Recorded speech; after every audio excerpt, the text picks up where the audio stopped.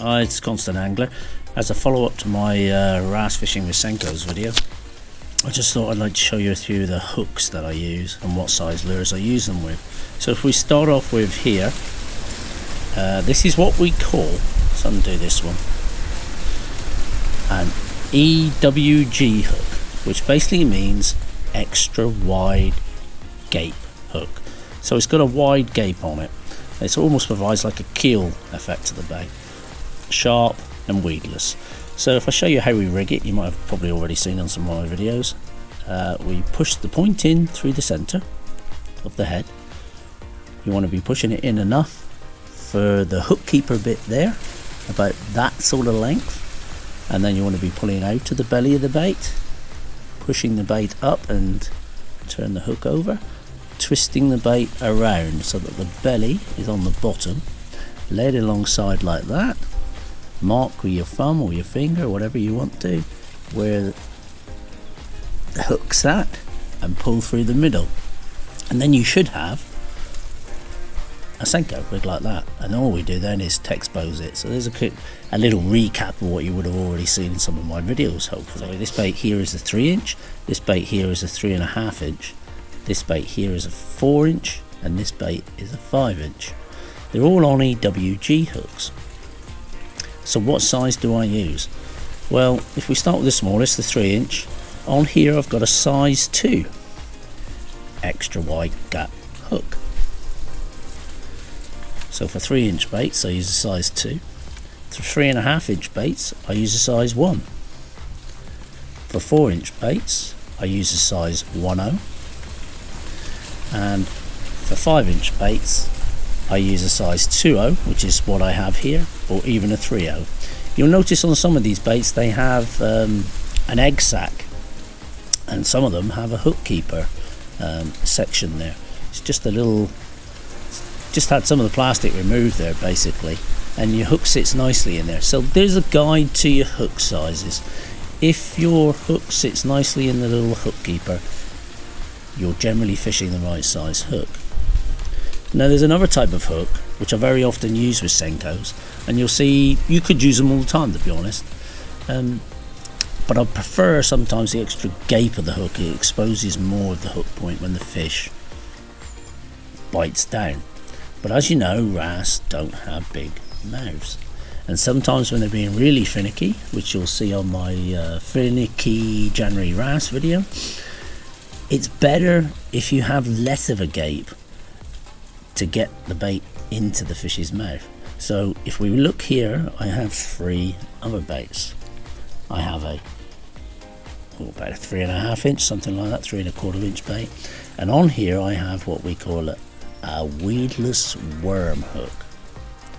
Now these are harder to source in this country, but a company called H2O, I think that's right, you find them on eBay, does sell them in a variety of sizes, and I've used them and they work.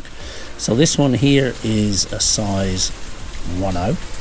It's quite a small hook, but it's slimmer, so that'll enable it to get in the fish's mouths easier. And it's exactly the same way of rigging.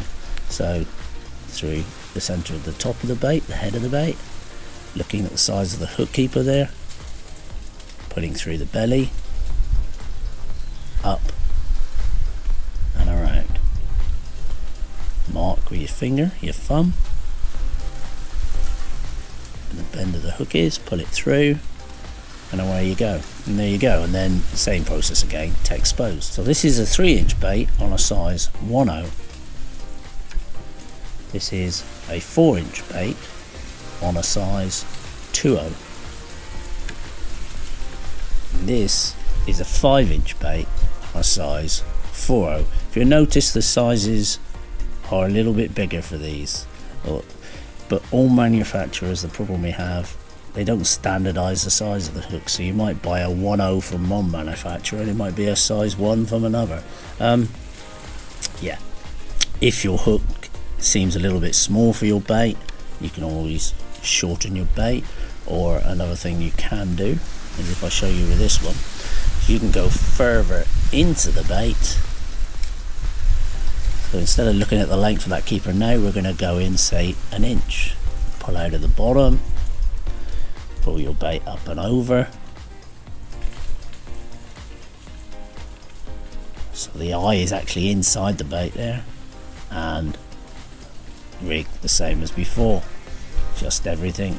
That way you've just put your hook point a little bit further back, which is a good thing to do on some days anyway, because sometimes they're nipping at the tails, and a hook point set further back in the bait will maybe hook them. So you can experiment on the day. If you watch my Tricky January wrasse video, you'll see me doing a lot of things on there if you want to get into more depth with all of that. So there we have it. There's the two types of hooks I use, why I use them, and roughly what sort of baits sizes I use to hooks. Just an add-on to the video, nearly forgot. Yeah, we were talking about the types of hooks. So if you see here, I got some Shinobi ones. They don't make these anymore, but there are plenty of alternatives out there. What you're looking for is a tough, extra wide gape hook. When you're perch fishing, you might get away with thinner wired hooks, but for wrasse fishing, you need either something, I've noticed on AGM's website, they've got something there that's ×3 tougher, or it needs to be forged. High carbon steel, I think they call it. You know, they gotta put up with a lot of pressure from a wrasse. They could be right under your feet, and some of these larger wrasse that we hook, sometimes lose, sometimes catch, can bend these hooks out. Can bend hooks out. I've seen it happen. I haven't seen it happen with these. But yeah, take a look on AGM's website. They've got plenty of hooks on there, and look for the ones that are forged, thicker wired, ×3 strength, saltwater tough hooks. Hope that helps. Thanks for watching. As always, like and subscribe and hit that notification bell. It's really appreciated. Cheers.